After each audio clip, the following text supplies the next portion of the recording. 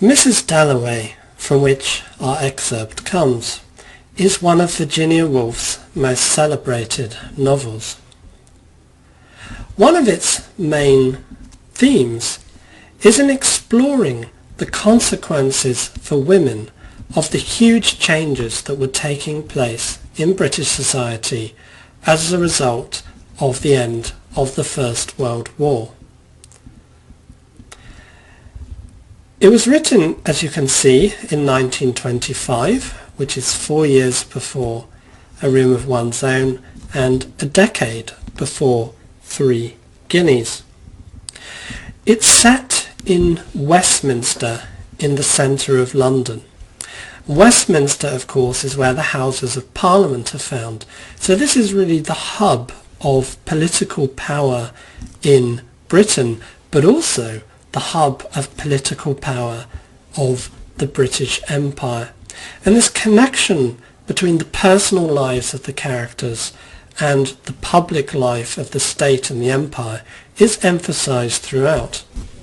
Mrs. Dalloway herself is married to a member of Parliament, and in fact the book ends with her hosting a party at which the Prime Minister himself turns up.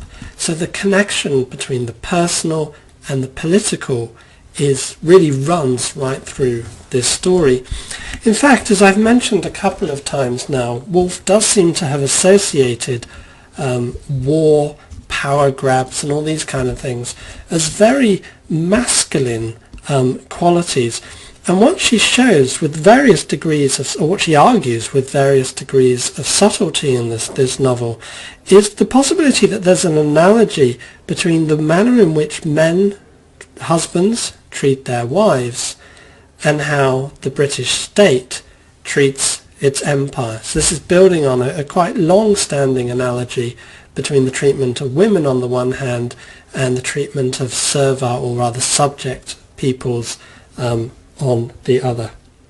Now, as I said, Mrs. Dalloway is then set at the heart of political power, but it's very, very conscious of the First World War and the psychological and social stresses and strains that this had placed. When you come to the week on modernism, you'll see that the whole modernist movement, of which Virginia Woolf was an extremely important part, is very much reflects this idea that the First World War had somehow smashed existence, smashed reality, smashed society as it had been known, and brought something else into existence, though people didn't really know what yet. There was just a sense that everything had fallen to pieces. Fragmentation then is very important. People struggling to pick their lives back together again. People struggling to think about how does this new world that's emerged relate to the past. So there's a lot of trauma in this novel. At the same time, it's well aware of the fact that this First World War, which brought about so much destruction and devastation, played a crucial role in getting the vote for women, in getting greater rights. As I mentioned in a previous video, there had been a long-standing movement for this, but women's organisations agreed to stop campaigning whilst the war was ongoing and to help with the war effort instead. And because so many of the men were sent abroad to fight in the trenches and to be killed, women had to take on a lot of previously male jobs, and they did it very, very well. So from that point on, there was no stopping the suffragette movement, and the act that gave women the right to vote was signed right at the end of the war in 1918. So there's no question that it had these, if you like, positive benefits for women. And other acts followed on this. In 1919, a year later, an act was signed opening the professions to women as well. As Virginia Woolf would go on to observe, it's all very well opening things like politics and the law and all the rest of it to women, but if they haven't had the same access to education, the same training, the same experience of the world, the wider world that is, how could they possibly expect to get very far in these kind of jobs, at least to begin with. Anyhow, though, this is then a very the world of the novel is a very fragile, a very fluid world. There's a sense that life as it's been known has somehow fallen apart. And with this comes a mixture of trauma and fear on the one hand, but a sense of things opening out, a sense of things happening, of opportunities coming on the other, especially then when it comes to women. Now, as for Mrs. Dalloway herself, Mrs. Clarissa Dalloway, she spends a lot of this time reflecting on the past, and one way of reading the novel is to sort of have a sense of what she'd been like as a young woman, all the promise and ideas and things she might have done with her life, hopes that she had. And even though she's risen to this great position in society, she's married to a politician, she lives in a nice part of London, the Prime Minister turns up to her parties, in a way it's sort of all gone to waste, or her potential hasn't been fulfilled. And it's important that the novel is called Mrs. Dalloway. That's how she feels she's defined now, as a mother and above all as a husband. So there is a sense of what's been missed for Clarissa Dalloway herself, that's her name, and her generation. But she has a daughter, Elizabeth, and the passage that is set on our reading list, this in a way is a passage that's exploring what does this new world hold for, or could it hold for Elizabeth, her daughter? What kind of opportunities does it have? And remember I said in a previous video that these whole themes of opportunities and barriers and so on are usually expressed in very physical terms, in terms of doors that are closed or doors that are opening. Actually, the whole book starts off with the inner doors of Mrs. Dalloway's house being taken down so she can have a party, and this in some ways symbolises this sense that society too is beginning to take down its various barriers to women. So I'm going to talk about this particular passage in just a moment. It's worth just saying something about its style. It is modernist, as I mentioned. It's written in a style that's known as stream of consciousness. This is, in short, the idea that it's written very much from the inside of people's heads, what they're thinking. And what we think is not always logical and rational. We don't all think like Christopher from The Curious Incident, for instance, but our mind hops from one topic to another, not necessarily with any obvious structure. So a lot of modernists were writing in this way to try and get inside the psychology of the way that we experience the world. But of course, what it enables Virginia Woolf to do in Mrs. Dalloway is to create a sense of a world that's very, very fluid. It's not called stream of consciousness for nothing. The stream suggests that reality is a constant flow. Things are always moving and changing and developing. So this style of writing is very much designed to reflect this, and it helps create this sense of a very, very fluid world. So that's enough about the style. There's a reference to a Miss Kilman. She teaches Elizabeth German. Of course, that has a heightened political connotation just after the First World War. She's poor and has very strong feminist ideas, but is presented as a very sort of embittered and not particularly likeable character. There's a reference to Clarissa, that's Mrs. Dalloway, Elizabeth's mother. So if we look at where the passage starts, it's an interesting passage because it's basically Elizabeth catches a bus and goes on a trip, and we think, well, wow, what's so great about that? But in this bus trip is conveyed so many of the hopes and fears that the novel expresses for what could happen to women in this new world. So it starts off, and Elizabeth waited in Victoria Street for an omnibus. Now probably the word Victoria here is not accidental. A gesture towards the Victorian era, the angel in the house. It was so nice to be out of doors. So out in the open, the sense that there aren't barriers, there's opportunities. She thought perhaps she need not go home just yet. So of course home is where you belong to, it's where you live, but it's also a more confined place. It was so nice to be out in the air. One thing that's really emphasised in this whole passage is how much Elizabeth likes being outside. She'd rather be in the countryside than in London. So she would get onto an omnibus. Now an omnibus, that's the long name for a bus, actually. And it was more common to call them omnibuses in those days. But the omni actually means all, or actually the whole word omnibus means for all, public transport, something for all. So again, it upholds the sense that everybody perhaps is invited into this society, at least everyone might have a chance. And it's interesting what happens next.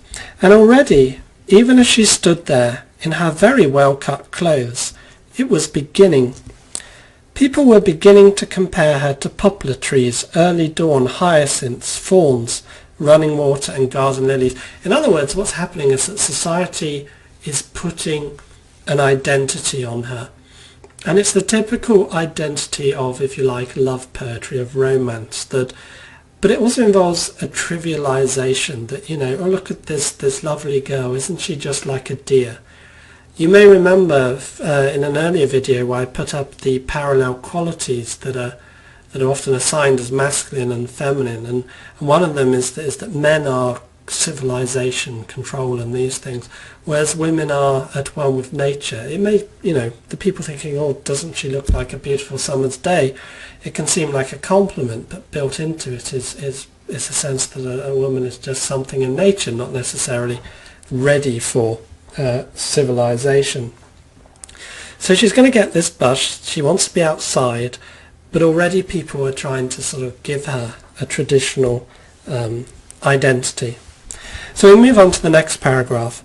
Buses swooped, settled, were off. Garish caravans glistening with red and yellow varnish. We're going to see the whole bus trip turns into something exotic. But which should she get on to? She had no preferences. And this is like the choice she's going to have in life. Which way does she want to go? Which bus is she going to catch? But then we get, of course she would not push her way. She inclined to be passive. And this again is, you could say she's got opportunities. She can take a bus anywhere. She can follow her own directions now. But she's got this sort of habitual passiveness that's in a way been ingrained into women by the culture for a period of time. The whole passage really is about there are these opportunities out there, but is she going to grasp them? And also in this second paragraph we begin to get some of her mother's concerns about her, and it really reflects the way her mother reflects a slightly older view of women and how her daughter doesn't seem to be quite conforming. She's not interested in clothes, she's not interested in going to sophisticated parties and having relationships and these kind of things. She wants to be outside and express herself. So now I'm on page 115, the next paragraph. Suddenly Elizabeth stepped forward and most competently boarded the omnibus in front of everybody. She's doing this public act. She took a seat on top. Now that's not hard to interpret. She's ambitious. She's gone up to the top. And then if you read on, the passage becomes rather bizarre. It's not just a bus, it's like a pirate ship that's racing all over the place. And this seems quite funny, or there seems to be some kind of a gap here between what's actually happening and the description. It seems very overblown. But what Virginia Woolf is playing upon here is this traditional distinction between men and women, and that men have always been allowed to travel and go out and have adventures.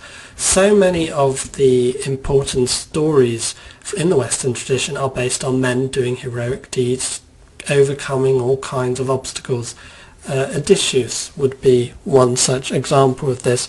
So when it's a woman doing it, it suddenly seems a bit odd. It seems something slightly unusual. And I think what Virginia Woolf is trying to do in this paragraph is heighten how odd this is, how unusual. The fact it's a pirate ship, it's something not fully legal, something that doesn't quite go along with the rules.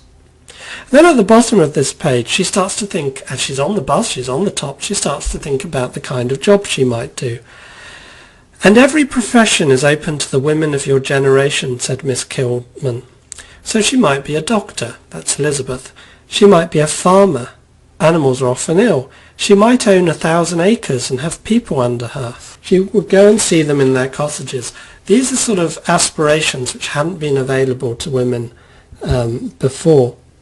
And then the bus passes on. It leaves Westminster. It leaves the sort of more glamorous area, and it goes to a more working area where people actually, earn their living with their hands and with their activities. And she quite likes this. She likes this equation between working and getting, defining your life that way.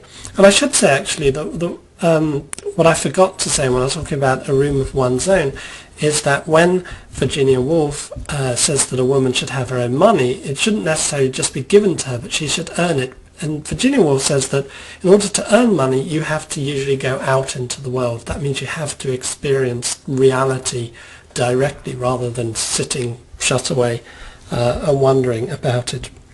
So in any case, Elizabeth goes through the slightly different area. If you look at the top of page 117, these are Elizabeth's thoughts we get, and she thinks, "For no Dalloways came down the Strand daily. She was a pioneer, astray, venturing, trusting." So she's moving outside all the things that her family have expected. And then we get to find out what kind of jobs were expected of Dalloway women in the past. And it says, "There was in the Dalloway family the tradition of public service, abbesses, principals," that's head of schools, "headmistresses, dignitaries in the republic of women. Without being brilliant, any of them, they were that." So this is what would have been expected of Elizabeth too in the past, but now something new is potentially opening up. But then so she starts off on this ride and it looks really exciting and all the rest of it, and then it's almost as if Elizabeth begins to draw back. This is the bottom of page 117. "But it was later than she thought.